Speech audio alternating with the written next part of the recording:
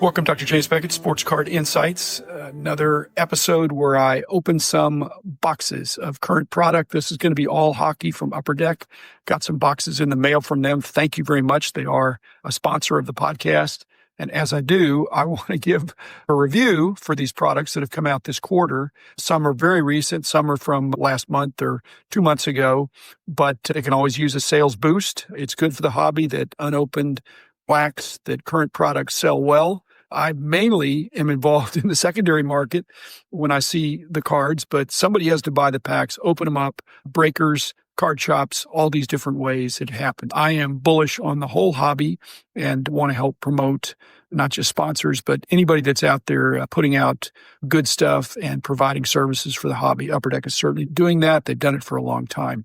Thanks to other sponsors, Upper Deck, first for this episode, but also Panini and Topps, Heritage Auctions, Huggins & Scott Auctions, Mike Stadium Sports Cards, Burbank Sports Cards, ComC.com, and Beckett Media, Beckett Grading, Beckett Authentication. 6 products, and I'll just go through them, try to give you a few insights as I do, and not just about the current product, my experience, but also how it ties in with other things. O-Pee-Chee, 24-25 hockey, hobby box, 18 packs of 10 cards each, 100 rookies in the set, which gives you plenty to chase.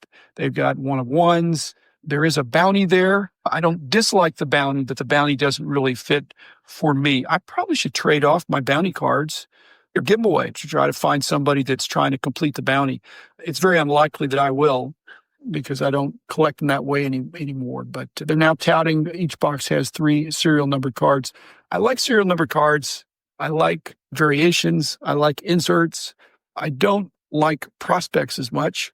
Rookies that are active, I don't mind, but prospects that haven't really hit it. And generally in hockey, to get a card, you've got to get on the ice. Released in February, so this is kind of the second wave of sales. Things have to sell through.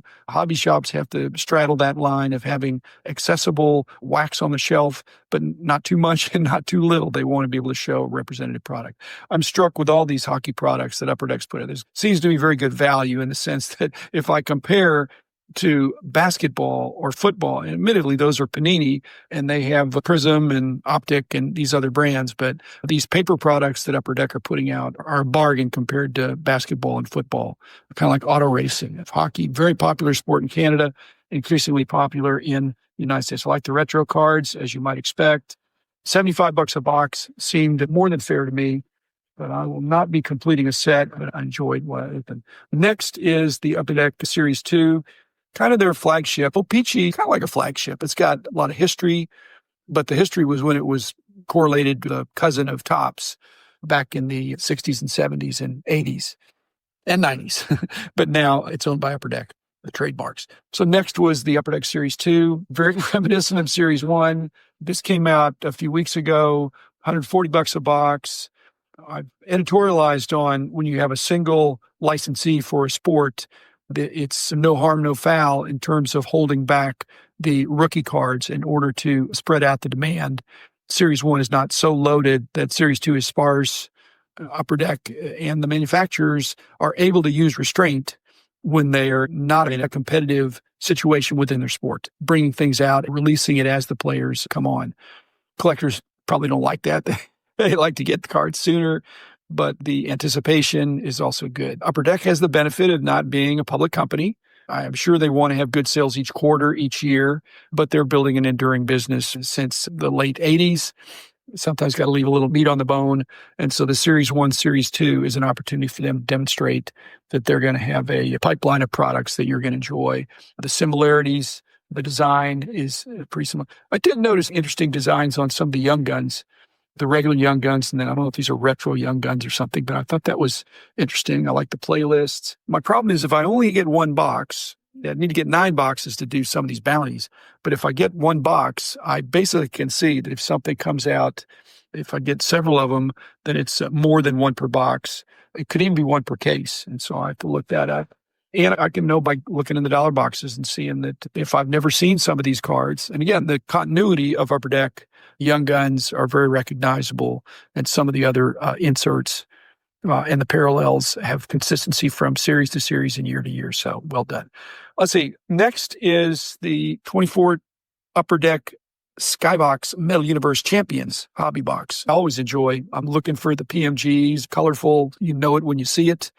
But this is one of the products that Upper Deck's able to have a very broad range of athletes, including women. And I think that's good. I'm sure it doesn't hurt sales because I think the nature of the product is such that having men and women, certainly for soccer, golf, some of these other sports that don't get as much coverage, I like that. I think they're beautiful cards. They evoke the Metal Universe sets from the late 90s. They may have some of the same designers working. It goes without saying, I get what is advertised on the box.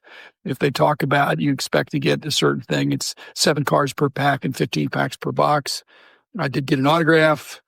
I didn't get any jambalaya. I had the original jambalayas, and I think they're really good. Beautiful cards, and keep it coming. I'd love to see multiple series. Now, I think that the nature of the way they license these, I think they're individual player licenses, so maybe having a broader, more expanded checklist really adds to the cost. But I'd love to see a second series.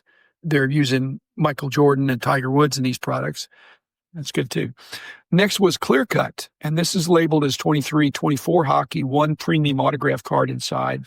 Looks like it's one touch to me. It's got protective, tamper-proof foil on it, which we did some of that when we were doing some things. But it's just one card in the box. The reason I didn't do this as a tournament is because this was the winner. I got clearly revered Mike Modano at number 20 out of 25. A great-looking card. The only remotely possible negative is it's horizontal instead of vertical, but it is going on my wall. It'll replace the other nice Mike Modano that I have. And I thank you, Upper Deck, because I'm not sure how pricey that would have been, but there's a lot to pick from. But this is in hand and on its way to BGS. $95 a box for these, but I would regard the Modano as worth more than that. It's been released for a couple months now. If it's $100 a box, there have been some discussions about how to market the hobby. And Dave and Adam are longtime friends of mine. Dave has moved on, but Adam is still there, kind of the face of Dave and Adam's, a very jovial, life of the party guy. But the way they approach the business, they're really big in product.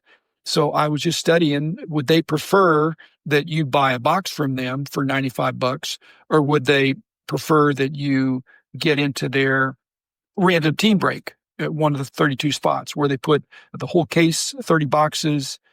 I was just noticing that if they sell the slots for, say, $75 and 32 slots, but you could buy a case for $2,800. If you bought a box for $95 or $100, but for $75, you could get one of the random teams. Now, maybe you get a team you don't like, but maybe you could trade it out. I've done the math on a bunch of those. It's not that much different. Sometimes it's a little less, sometimes it's a little more. My original perception was that when you buy into a break, that is a more lucrative proposition for the Dave and Adams, for the distributors and the very large wholesalers of product. And in truth, it's not a loss leader, but it might be something to where they're just moving so much product in that format with doing it by breaks. So the criticism of getting into a break is gambling. It's no different, and the odds may be slightly better. If this would have been a case and I could have paid $75 and I could have gotten Mike Modano if I would have had the stars, but I might not have had the stars. At any rate, beautiful cards. Really liked them. Thank you again, Upper Deck. Next is 24-25 Allure. Very beautiful cards. See these in the dollar boxes for sure. They pop. Same deal. You can get a random team out of a 9-case break for $33, or you can pay $120 for a box, and it's been out for 6 weeks or so. I actually think, again, if you were part of a group and had buddies that said, let's all go in on this and we'll have our own side deals to make sure we get the teams we want. But $33 to buy in instead of $120 for a box to get only cards from the team and hopefully the team you want. That's probably good marketing. And I was realizing that if you're a newbie in the hobby and you come in and you just don't know what to do and you walk into a card shop or you walk into a break, I'm not seeing a lot of gouging. If you're gouging, you ought to be out of business.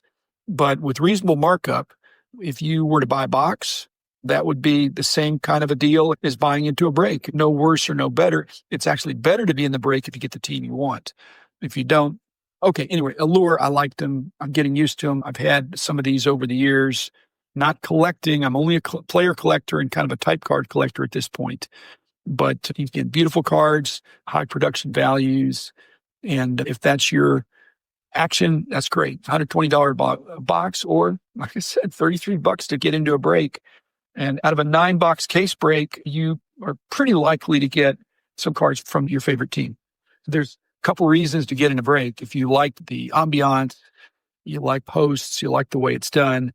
But I also want to get the base cards. I don't want to be in a break where all they're going to do is pull out the case hit and leave the others behind. I think that's part of the service. But again, that's just me. Okay, last is the Skybox EX2000. Again, evoking the Fleer Skybox products from around the turn of the century.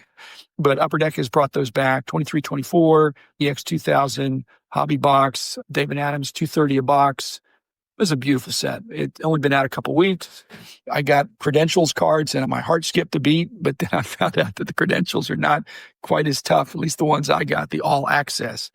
But again, this is a 2324 product, and that's Upper Deck's prerogative. It's between them and the licensing entities, how they want to do it, and the Players Association. And if it's 2324, it allows them to give them another bite at the Connor Bedard apple, he's no Wayne Gretzky, he's no Connor McDavid, he's no Alex Ovechkin, but I hope he goes on to have a great career because a lot of people have a bet on him. So putting it out and calling it last year's set, even though at the same time I'm looking at 2425 Upper Deck Series 2, no other manufacturers are disadvantaged. So who's disadvantaged by this? The danger Upper Deck has is that it cheapens the previously distributed 23-24 products. In other words, Connor Bedard had some early rookie cards, and then he had some mid-season rookie cards, again, with the RC logos and all that. But when this comes out, and it's virtually a year after the first ones came out, it just adds some more dilution to the pile, and they need to be careful. But this is a different brand. This is a different look. Nostalgic for me. I did notice something, and this is a cautionary tale, is that these cards are condition sensitive. Each card in the EX2000 is basically 2 cards sandwiched.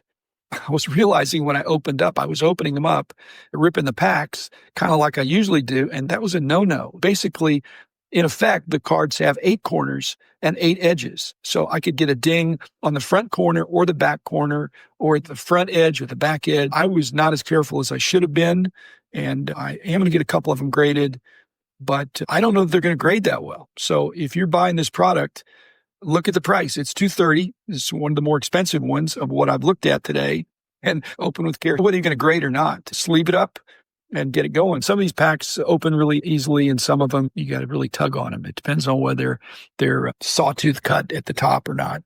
So Upper Deck, keep up the good work. Thank you for putting out great stuff and giving me a chance to review some of these things. I will be back again in a couple of days with another episode. I like to move it around. This is brand new stuff. The next episodes will be old stuff. So again, thanks everybody. Be back soon.